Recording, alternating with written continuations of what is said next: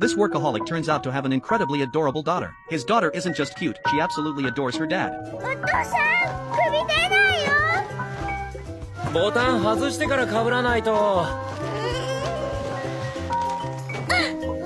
Jack is a single father. His wife passed away early, so he and his daughter Jenny have been relying on each other ever since. But because Jack can't cook, the two of them end up eating instant meals every day. This time, he heated up a meat patty in the microwave, then added some vegetables on top. And just like that, Jenny's usual lunch was ready. Just finished preparing my daughter's lunchbox.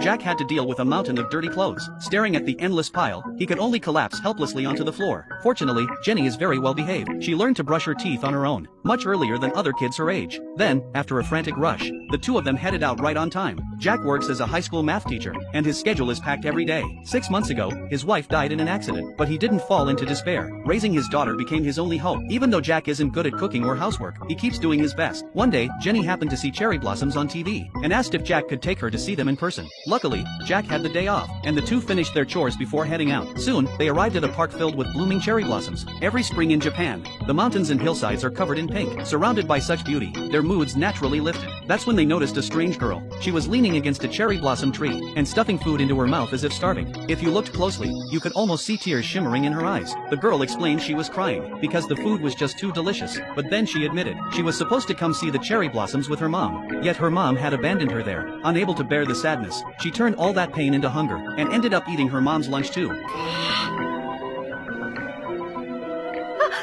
ごめんなさい。もう全部食べ。一人で？一人でです。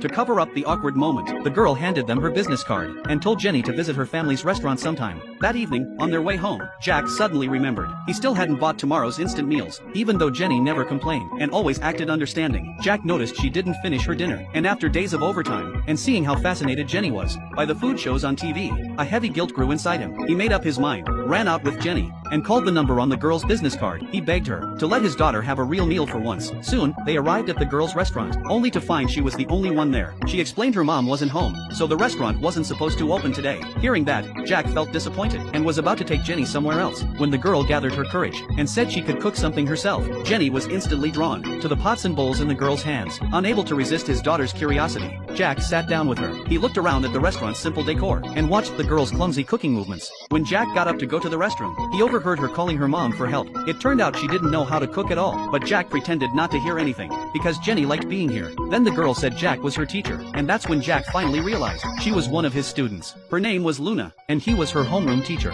He just hadn't noticed her before. While they waited for the rice to finish cooking, a warm aroma slowly filled the room. It reminded Jack of his late wife, who had been an amazing cook.